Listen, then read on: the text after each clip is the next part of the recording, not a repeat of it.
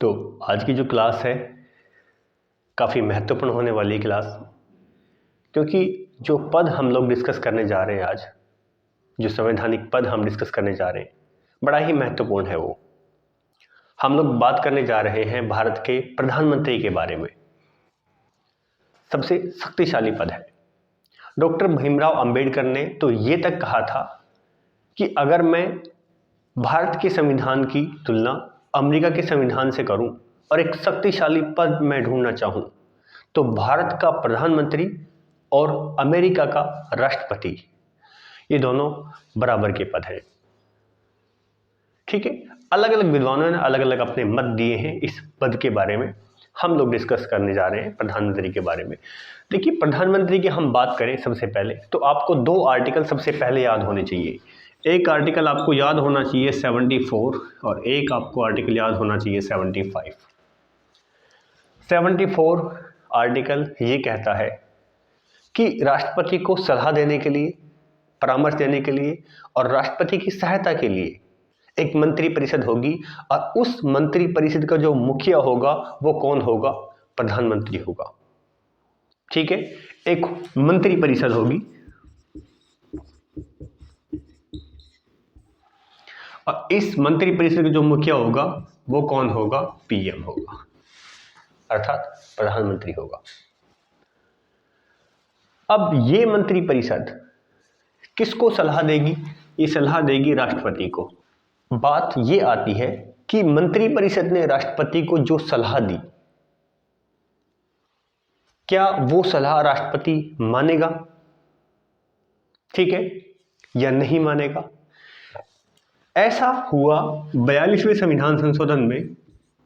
आप जानते हो 1976 में ये हुआ था और 42वें संविधान संशोधन के द्वारा इंदिरा गांधी की सरकार थी उस समय, उन्होंने ये कह दिया कि मंत्री परिषद जो भी सलाह राष्ट्रपति को देगी वो सलाह राष्ट्रपति को अनिवार्य रूप से माननी पड़ेगी। लेकिन 2 साल बाद में 44वां संविधान संशोधन हुआ। आप जानते हो 1978 में हुआ था, मोरारजी देसाई की सरकार थी। मोरारजी देसाई वाली सरकार ने जब 44वां संविधान संशोधन किया, उसमें यह कह दिया कि ठीक है, मंत्री परिषद जो सलाह दे रही है राष्ट्रपति उसको मानेगा, लेकिन यह भी हो सकता है कि राष्ट्रपति को ऐसा लगे कि उस सलाह में थोड़ा बहुत फेरबदल होना चाहिए, एक बार उस पर वापस से विचार किया जाना चाहिए, तो राष्ट्रपति एक बार पुनर्विचार के लिए वापस लौटा सकता है। बात क्लियर हुई आपको? ठीक है, एक बार पुनर्विचार के बाद में अगर वापस उस पर विचार करके मंत्री परिषद ने दोबारा भेज दिया तो क्या होगा? उस केस में राष्ट्रपति को वो सलाह अनिवार्य रूप से माननी पड़ेगी। ये बात हुई। ये मोटे मोटे तौर पर मैंने आर्टिकल 74 के बारे में बताया आपको, अर्थात प्रधानमंत्री शब्द आ रहा है कहीं ना कहीं इसमें। ठीक है, मैं आर्टिकल 75 के बारे में बताने वाला हूं। एक्चुअल में आर्टिकल 75 काफी विस्तृत है, तो मैं आपको इसको डिटेल में बताना चाहूंगा। एक्चुअल में आर्टिकल 75 जो है वो प्रधानमंत्री के पद का उल्लेख करता है। क्या कहता है आर्टिकल 75? आर्टिकल 75 ये कहता है कि राष्ट्रपति जो है वो प्रधानमंत्री की नियुक्ति करेगा, लेकिन राष्ट्रपति किसको प्रधानमंत्री नियुक्त करे ऐसा संविधान में उल्लेख नहीं है। परंपरा तो ये है कि जो लोकसभा में बहुमत दल का जो नेता होगा उसको राष्ट्रपति पीएम के पद पर नियुक्त करेगा, ऐसा होगा।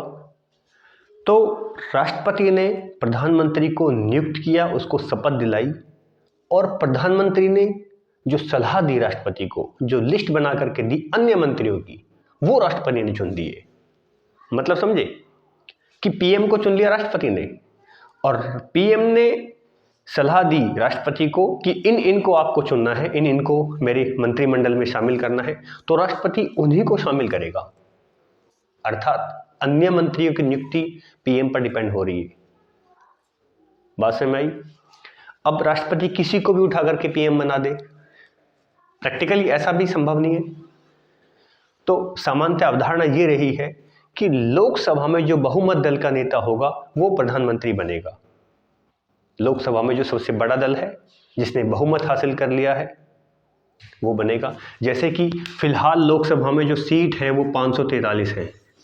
इसका हम बहुमत निकालते हैं तो 272 प्लस, अर्थात 272 प्लस सीटें जिस पार्टी की आई उसको राष्ट्रपति, उस दल का जो नेता होगा उसको राष्ट्रपति पीएम बना देगा। ठीक है, लेकिन ऐसा भी तो हो सकता है 272 सीटें किसी एक दल की ना आए, किसी एक पार्टी की ना आए, ये संभव तो नहीं। तो ऐसे केस में अगर एक किसी पार्टी की 272 सीटें नहीं आई हैं, अर्थात बहुमत हासिल नहीं कर पाई है, तो जो सबसे बड़ा जो दल होगा, जो सबसे बड़ी पार्टी, जो सबसे ज़्यादा सीटें लेकर के आई है, उसके किसी व्यक्ति को, उसका जो नेता होगा उसको प्रधानमंत्री पीएम चुन सकता है, या गठबंधन का कोई नेता है उसको चुन सकता है, जैसा कि 1979 में हुआ। याद कीजिए, मोरारजी देसाई की सरकार गिरी, उसके बाद में गठबंधन बना और गठबंधन वालों ने ये कहा कि चौधरी चरण सिंह जो है वो हमारे नेता हैं। तो राष्ट्रपति नीलम संजीवन रेड्डी ने क्या किया, उनको शपथ दिला दी, उनको पीएम चुन लिया। एक बात आपको ये भी जरूर याद रख लेनी चाहिए प्रधानमंत्री के संदर्भ में कि मान के चलो प्रधानमंत्री की अचानक से मृत्यु हो जाए, तो उस केस में आप कहोगे कि कार्यवाहक पीएम चुना जाता है, बिल्कुल कार्यवाहक चुना जाता है, लेकिन कार्यवाहक प्रधानमंत्री ना चुन करके राष्ट्रपति को ऐसा लगता है कि किसी योग्य व्यक्ति को पीएम बनाना चाहिए, बाद में वो विश्वास मत हासिल कर ले, तो बनाया जा सकता है। ऐसा हुआ भी है 1984 में जब इंदिरा गांधी की मृत्यु हुई, उस समय क्या हुआ, कोई कार्यवाहक पीएम थोड़ी ना चुना गया था, उस समय राजीव गांधी को नेता चुन लिया गया, उनको पीएम बना दिया गया, और बाद में सर्वसम्मति से जो उनकी पार्टी थी कांग्रेस पार्टी ने अपना नेता उनको मान लिया और वो पीएम बने। राष्ट्रपति ज्ञानी जैल सिंह जी थे उस समय। समझे बात को। एक बात और शायद कहीं ना कहीं आपके दिमाग में आ रही होगी कि लोकसभा में बहुमत दल का नेता, मैंने यहां लिखा है लोकसभा में, तो क्या ये जरूरी है कि लोकसभा में ही लोकसभा का जो सदस्य है वही प्रधानमंत्री बने? ऐसा जरूरी नहीं है।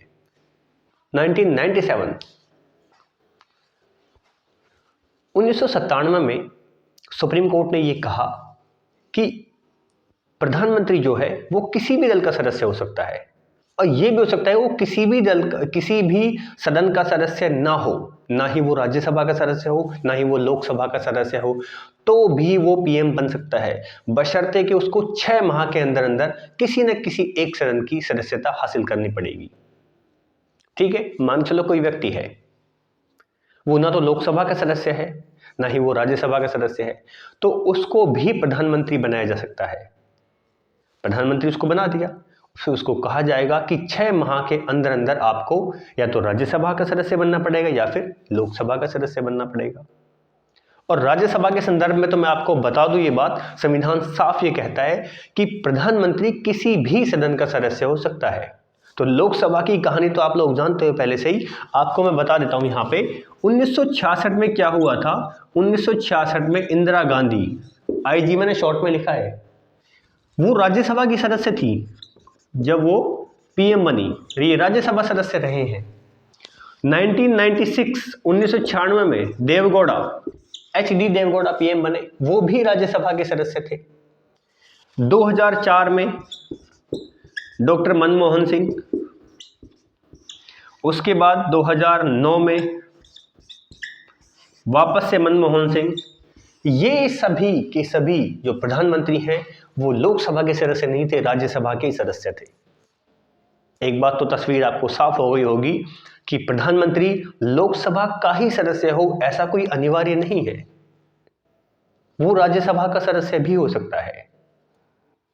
आपने देखा यहां 1966 में इंदिरा गांधी, 1996 में HD देवगौड़ा, और 2004 में और 2009 में 2 बार डॉक्टर मनमोहन सिंह। जब ये प्रधानमंत्री बने हैं तो ये लोकसभा के सदस्य नहीं है, ये राज्यसभा के सदस्य थे, तो पीएम बने। कोई जरूरी नहीं कि लोकसभा का ही सदस्य हो। परंपरा बनी हुई है कि लोकसभा में बहुमत दल का नेता होना चाहिए, लेकिन जरूरी नहीं कि लोकसभा का ही सदस्य हो। समझे। तो आर्टिकल 75 का फर्स्ट पार्ट आपने देखा, फर्स्ट क्लॉज आपने देखा कि राष्ट्रपति प्रधानमंत्री की नियुक्ति करेगा और प्रधानमंत्री की सलाह पर अन्य मंत्रियों की नियुक्ति करेगा।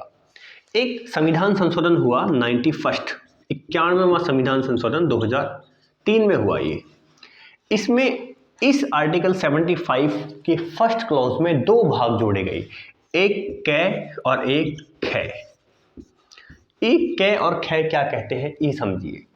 कै में ये बात कही गई कि लोकसभा के कुल सदस्य 543 होते हैं, उसका 15% जो भी संख्या आती है, केवल इतने ही मंत्री बनेंगे, इससे ज्यादा बड़ी मंत्री परिषद नहीं होगी। प्रधानमंत्री भी उसी में रहेगा इंक्लूड, अर्थात लोकसभा के कुल सदस्यों की संख्या का 15% सदस्य ही मंत्री बन पाएंगे। ठीक है, ये कै में बात बोली गई 15% कि 15% मंत्री बनेंगे। खे में ये बात बोली गई कि अगर कोई व्यक्ति दल बदल का दोषी पाया गया है, दल बदल का कोई दोषी पाया गया है, उसकी सदस्यता रद्द हो गई है और वो मंत्री बना हुआ है पहले, ठीक है, कोई व्यक्ति है वो मंत्री है और बाद में उसको दल बदल का दोषी पाया गया, तो उसको मंत्री पद से बर्खास्त किया जाएगा और मंत्री पद उसको तब तक नहीं मिलेगा जब तक कि वो दोबारा से लोकसभा चुनाव ना जीत ले।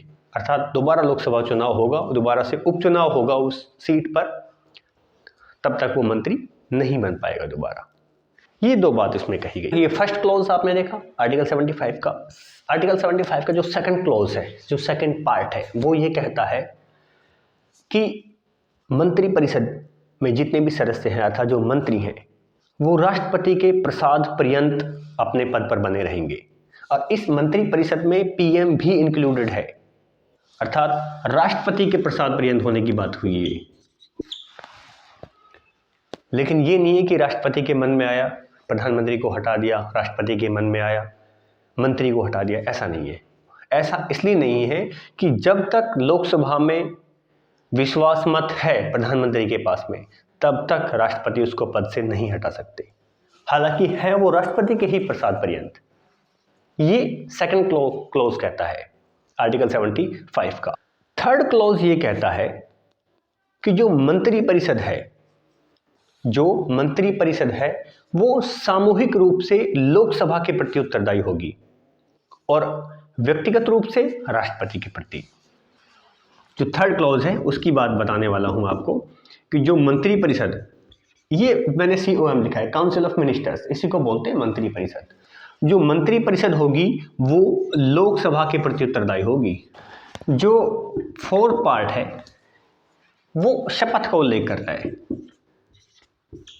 और शपथ आप जानते हो, मंत्रियों की शपथ अनुसूची जो 3 में प्रारूप दिया हुआ है, उसके प्रारूप के अनुसार राष्ट्रपति उनको पद की और गोपनीयता की शपथ दिलाएगा।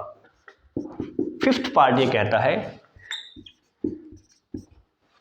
कि कोई मंत्री बन गया और वो लोकसभा का या राज्यसभा का सदस्य नहीं है, उसको वो मंत्री बनाया जा सकता है, बिल्कुल संभव है ये को मंत्री बनाया जा सकता है, लेकिन उसको 6 माह के अंदर अंदर लोकसभा या फिर राज्यसभा की सदस्यता लेनी पड़ेगी। ये आर्टिकल 75 हुआ। शपथ की बात कर लेते हैं। प्रधानमंत्री की शपथ कौन दिलाएगा? आप सब लोग जानते हैं प्रधानमंत्री को शपथ राष्ट्रपति दिलाता है। क्या ये बात संवैधानिक है? प्रधानमंत्री को शपथ राष्ट्रपति दिलाएगा, क्या ये बात संवैधानिक है? संविधान में इसका उल्लेख नहीं है। नहीं संविधान में यह उल्लेख है कि बहुमत दल का प्राप्त नेता जो है वो पीएम बनेगा लोकसभा में, लोकसभा के बारे में ऐसा कुछ जिक्र नहीं है। लेकिन शपथ जो है वो पद की, प्रधानमंत्री के पद की और गोपनीयता की शपथ दिलाई जाती है, राष्ट्रपति उसको शपथ दिलाते हैं। इस शपथ के बारे में हुआ। कार्यकाल के संदर्भ में अगर हम बात करें तो कार्यकाल भी कोई निश्चित नहीं है। मैंने लिखा है यहाँ कार्यकाल निश्चित नहीं है पीएम का। क्यों निश्चित नहीं है? क्योंकि राष्ट्रपति के प्रसाद पर्यंत है ये पद। अब आप ये कहोगे कि राष्ट्रपति के मन में आएगा तो वो तो कभी भी पीएम को हटा देगा अपने पद से। ऐसा नहीं है। ऐसा इसलिए नहीं है क्योंकि बाध्यताओं से सभी बंधे हुए हैं कहीं ना कहीं। जब तक लोकसभा में बहुमत हासिल है, प्रधानमंत्री जिस भी पार्टी से है, अगर उस पार्टी को बहुमत हासिल है, तब तक राष्ट्रपति उसको पद से बर्खास्त नहीं कर सकता। ठीक है, तो कार्यकाल का यूं कह सकते हैं जब तक लोकसभा में बहुमत है तब तक अपने पद पर बने रहेगा। ठीक है, अब हम वेतन भत्तों के बारे में बात बताऊं तो प्रधानमंत्री के जो वेतन भत्ते हैं वो समय समय पर संसद द्वारा तय किए जाते हैं। ठीक है, अब हम सबसे महत्वपूर्ण बात डिस्कस करने वाले हैं यहाँ कि प्रधानमंत्री के कार्य क्या हैं।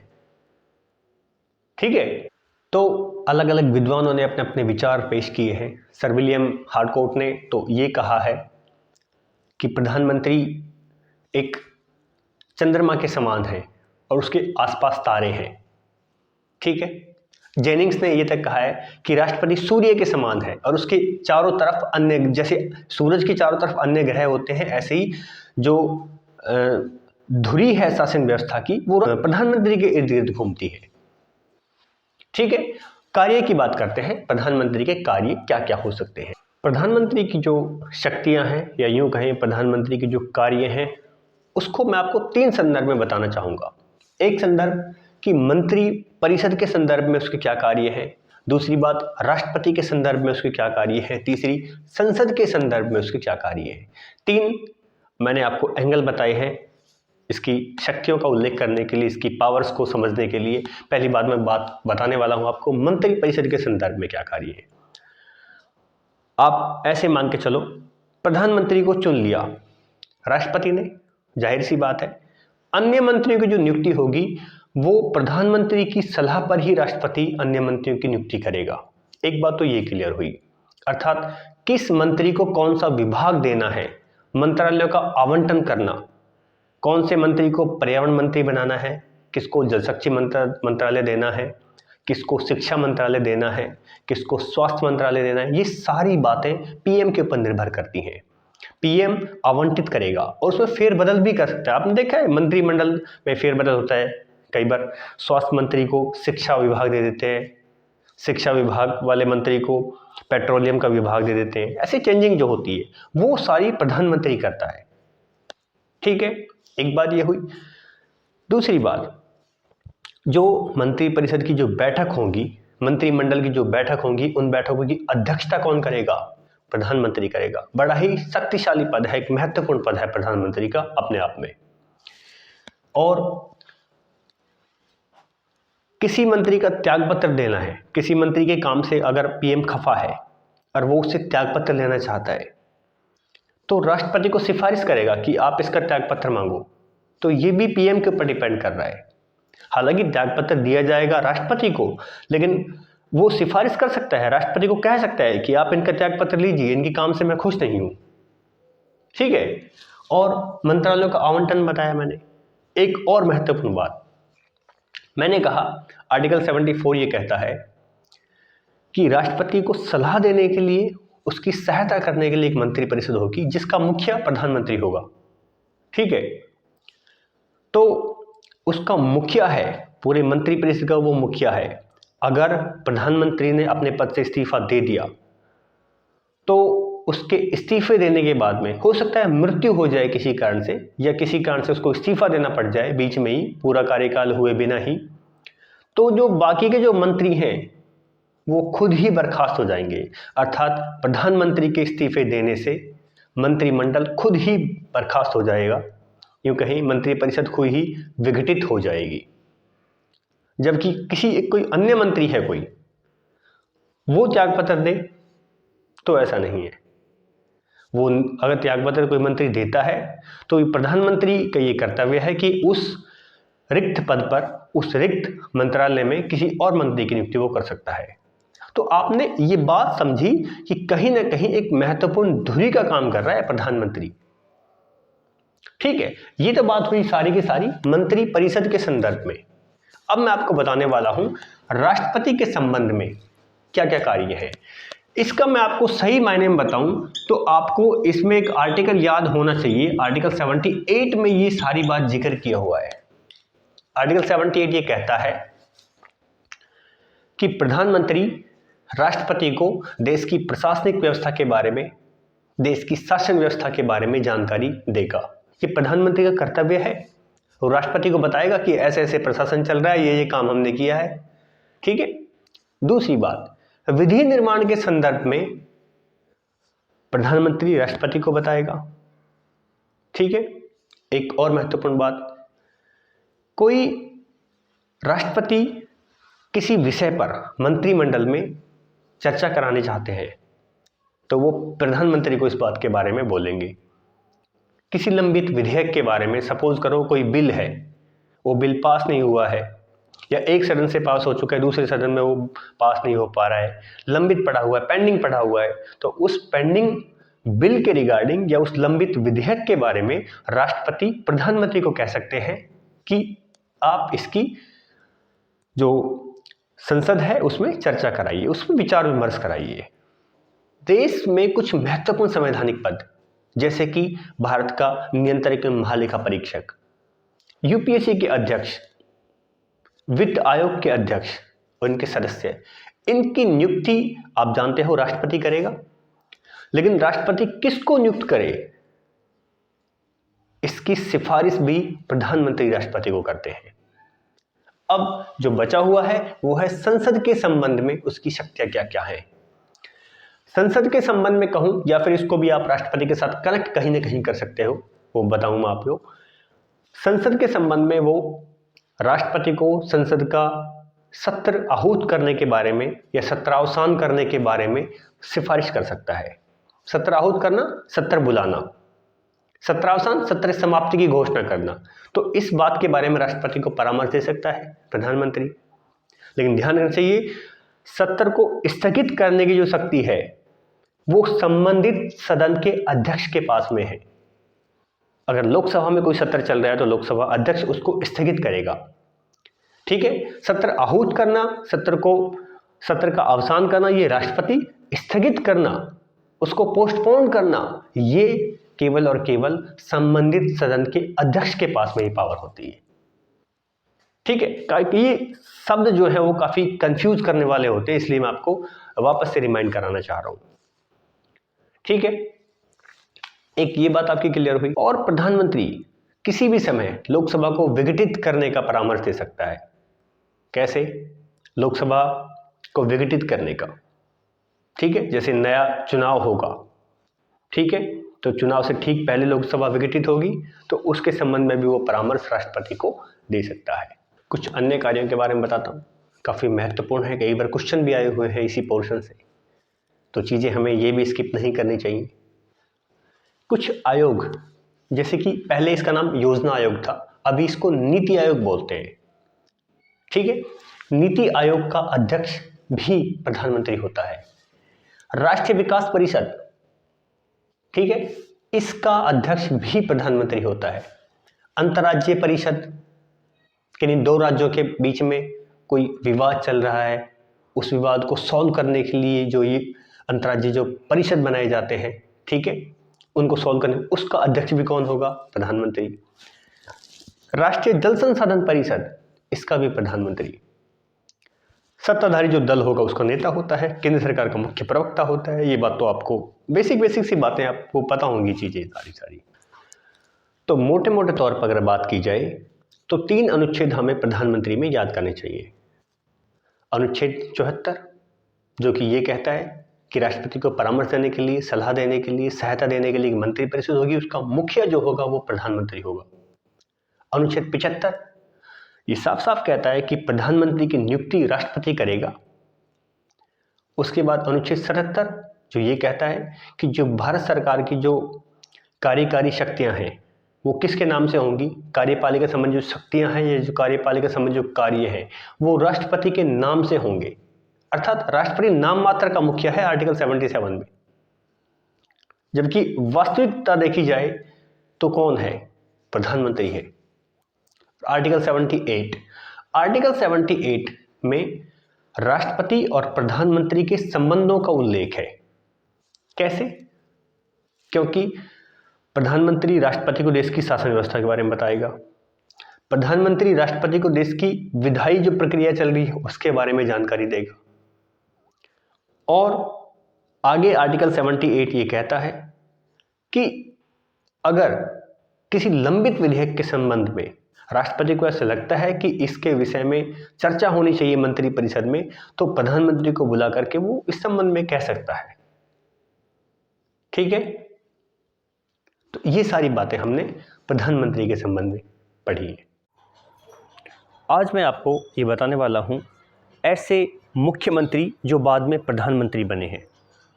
मैं बात करने वाला हूँ ऐसे 6 हमारे प्रधानमंत्री रहे हैं जो प्रधानमंत्री बनने से पहले संबंधित राज्यों के अपने अपने राज्यों के मुख्यमंत्री रहे हैं। नंबर 1 मोरारजी देसाई, जो तत्कालीन बम्बई राज्य के मुख्यमंत्री रहे थे। उसके बाद में वो 1977 में पीएम बने। उसके बाद मैं बात करता हूँ चौधरी चरण सिंह, जो कि उत्तर प्रदेश के चीफ मिनिस्टर रहे थे, बाद में प्राइम मिनिस्टर बने। उसके बाद में पीवी नरसिम्हा राव, जो कि आंध्र प्रदेश के मुख्यमंत्री रहे थे और बाद में वो पीएम बने, प्रधानमंत्री बने।